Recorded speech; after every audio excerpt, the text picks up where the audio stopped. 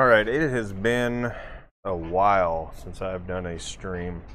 I'm sorry guys, I've just been so busy lately. Today, what I'm going to end up trying to do is... we got a iPhone 6 that was sent in from a repair shop.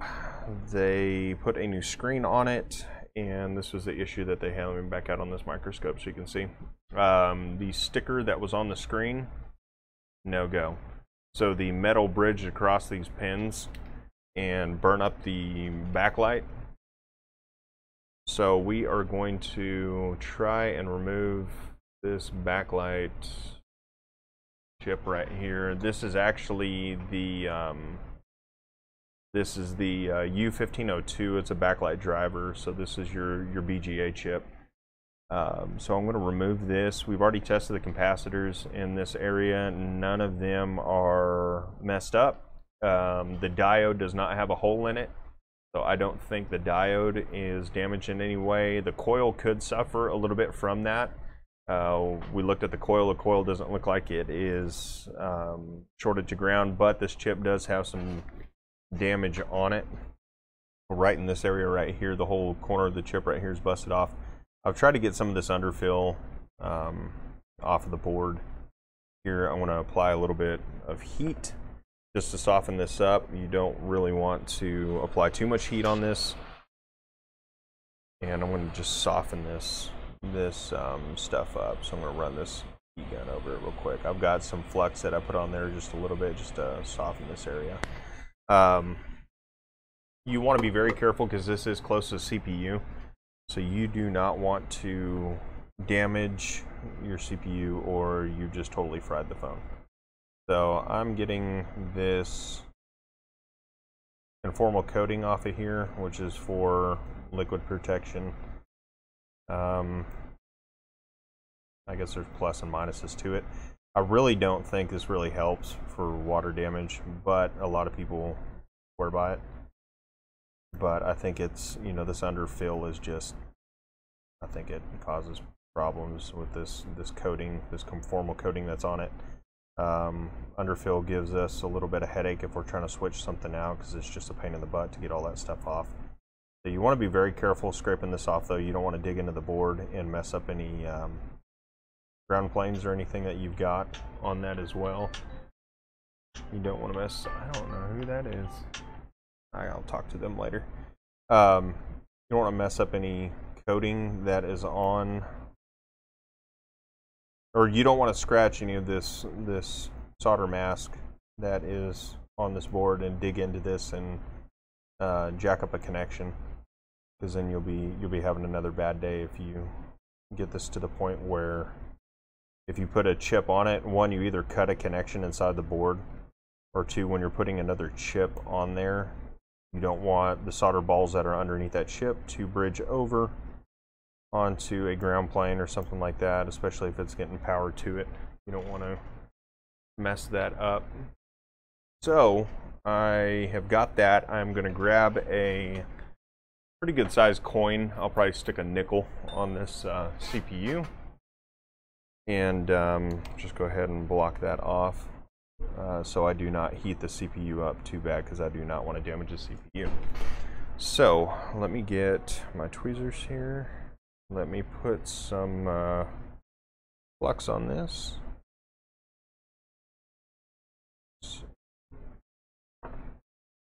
And we'll apply some heat.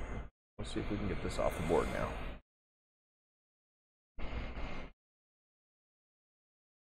You want to work as fast as you possibly can without damaging anything, because you do not want to leave heat on this board any longer than what you have to. Especially if it's over here by the CPU. You do not want to heat this thing up too bad, or you're going to have some issues. So that was quick enough. Got it in and out.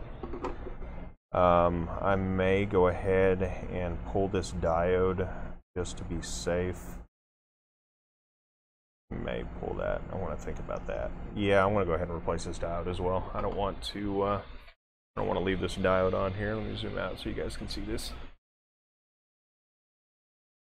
Go ahead and replace that diode right here. So I'm going to remove this diode off of here. I want to go ahead and replace this as well.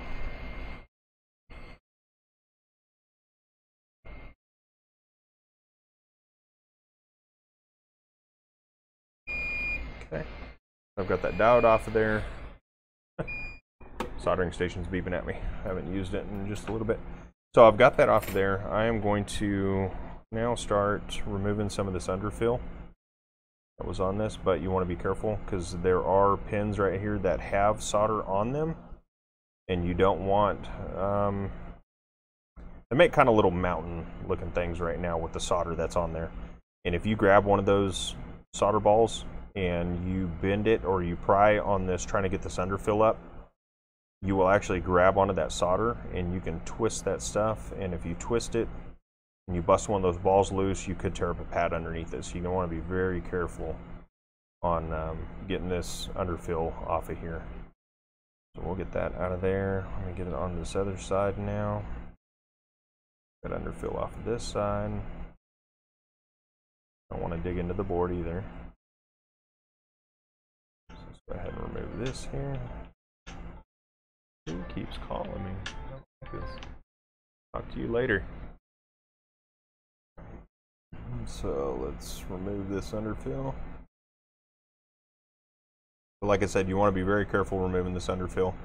Want to get as much of it as you can off the board, and then we'll go over it with the soldering iron to clean those pads up and put some leaded solder down just so it melts a little bit easier, and you don't have to worry about that chip riding too high. I'm going to use a little pressed air here and blow some of this coating that's off here. Blow it off the board. So now we'll go back through. I'm going to use a small tip on the soldering iron. I'm going to go ahead and clean this BGA spot up just a little bit. I don't have to worry about this. Customer leaving the store. What was that on? iPhone. Nice. Oh, that's the yeah, that's the. Did you make a ticket? Or? No, we haven't made a ticket. Well, Todd ordered the screen. I don't know if he made a ticket on that or not. That's going to be for that iPod, that screen that I was asking you about this morning. Yep. So let's put some solder on this soldering iron. I forgot to tin this before I turned it off last, and this tip's got some junk on it. I'm going to clean this tip up just a little bit. Just a word for advice. Whenever you're done soldering, if you will, before you turn your iron off, if you will put a blob of solder on the end of your tip, it will keep it from getting the oxidation on the tip of it and turning the tip black, and then you got problems with solder sticking to the tip, and it causes a whole bunch of issues. So if you will put a blob of solder on the end of your soldering iron before you shut it off for the day, and when you're done using it, now I do it, throughout the day as well too. I'll just put a blob of solder on there and put it back in the station. It will keep that tip nice and cleaned up, so then you don't have to worry about the tip getting oxidized. It just keeps it clean. So bring this in here. I may use the hot tweezers right here because it's just a small area. See if that picks it up a little bit better. Let's use the tweezers on this. Bring these tips off of these.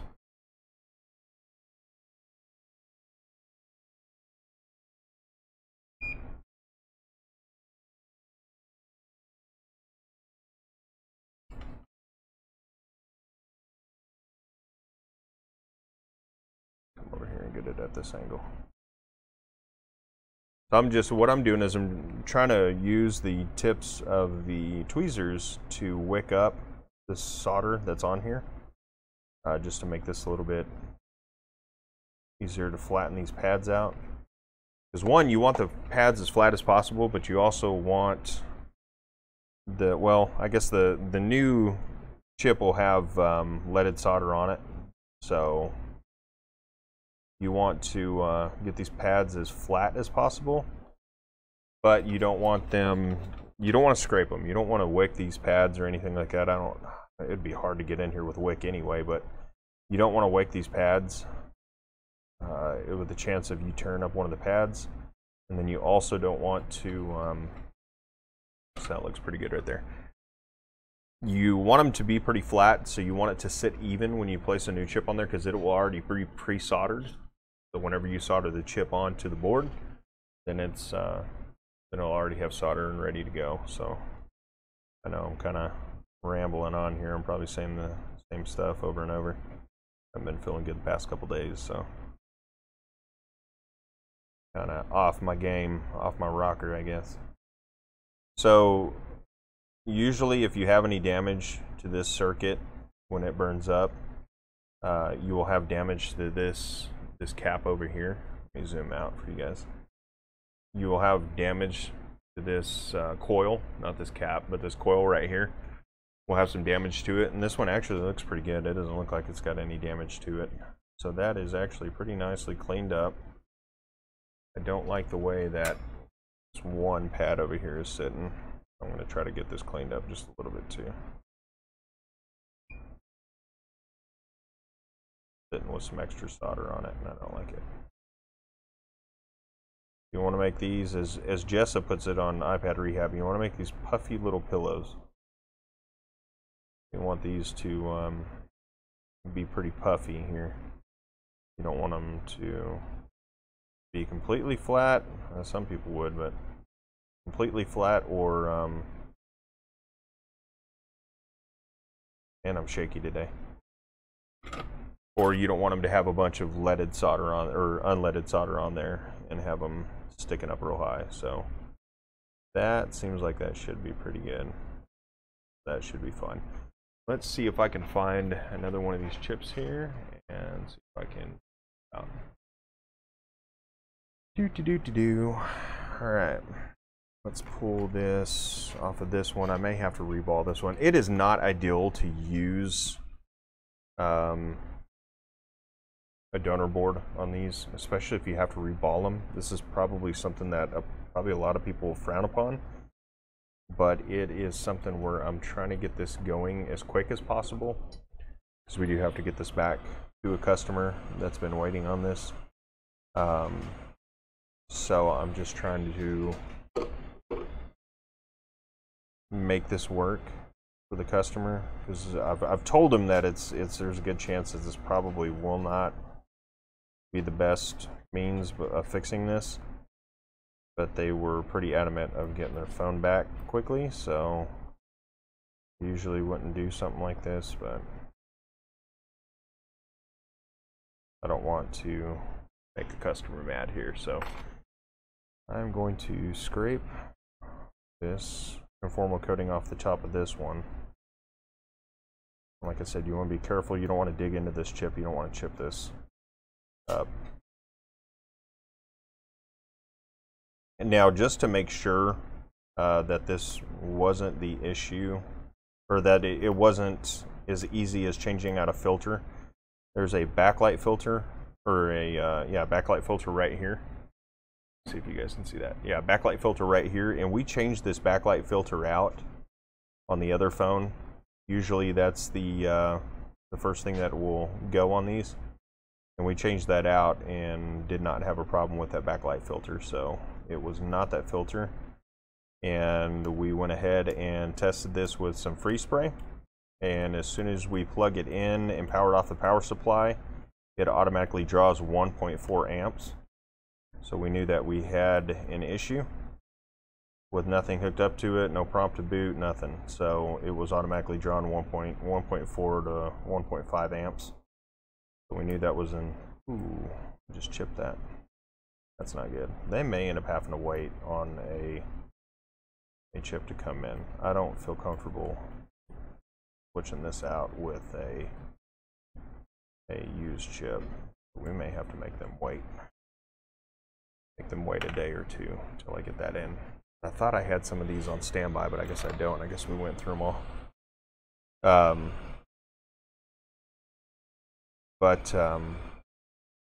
So we knew we had an issue when it was drawn 1.5 amps. Yeah, I don't like this. I don't like that. We may have to make them wait on that.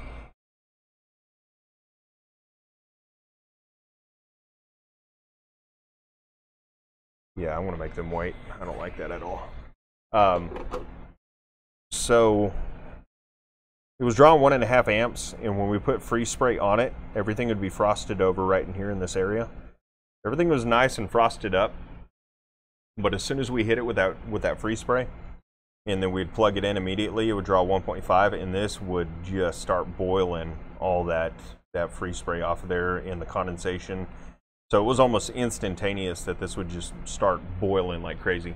So we automatically knew that we had an issue there with the with that chip. So we're gonna pull it off. We're gonna replace that. We're gonna go ahead and replace this Zener diode that goes right here across here, because usually those burn out. And the tall tale sign on those, usually they'll have a hole in the top of those diodes. This one, let me see if I've still got the diode. I'll show you the diode. The diode actually looks pretty good. It doesn't look that too beat up. But I want to go ahead and replace it anyway. It just better safe than sorry. So basically, I'm rebuilding. Yeah, this is the diode right here. Of course, it's messed up a little bit because it's been hit with some heat. But basically, whenever you get these, you really want to. Yeah, it actually is no, it's not a 6S, it's just a regular 6. So what you want to do is you want to get this, rebuilding the whole backlight, basically the whole backlight circuit. So I am pulled the diode off from this area right here, and be replacing all of this and this chip. We will go ahead and check all of these as well. But what we can test is, we can go ahead and plug this up to power just to make sure that we are not. Let me move my webcam here. Let me see if I can move my webcam and actually get you guys to see this test on doing this. Oh man, I don't know if I can or not. I'm going to show you the power supply here. You don't want to run this over the battery voltage that is required to run the phone. You don't want to just be pumping a whole bunch of voltage into the phone. So I will run this at 4 volts, just like you would for any normal battery hooked up to this phone. Run this underneath here so you guys can see this when I hook this power up. So I'm running at 4 volts. I've got it wide open on the amperage. It's not going to really hurt it any more than what it already has. Some people like to cut down the amperage on this. Being a backlight circuit, I probably won't cut down the amperage on this. I want to see what it pulls as a max, because that'll give you kind of a tall tale sign of what it's doing. So let's go to scope and cam here and see if you guys can see this now. All right, so I'm at 4 volts. Let me cut this down to 4.1. So let me cut this down to 4 volts. Okay, 3.9, 4 volts. And I will go ahead and plug this in. Now, when you plug a DC power supply into this, it will not prompt the phone to boot. So this probably shouldn't do anything at all. It should sit at 0 volts. So I know it shouldn't do anything at all. It should just sit at 0. So when I plug this in now, I'm gonna go ahead and plug this in and watch the meter. It's staying at 0 now. So we have pulled off the component that is damaged on this board.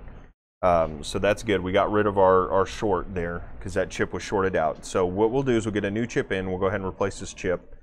And I'm not going to pull this off of an old one because I seriously do not like reballing a backlight driver. I'm not going to reball that. So it's at 20 volts.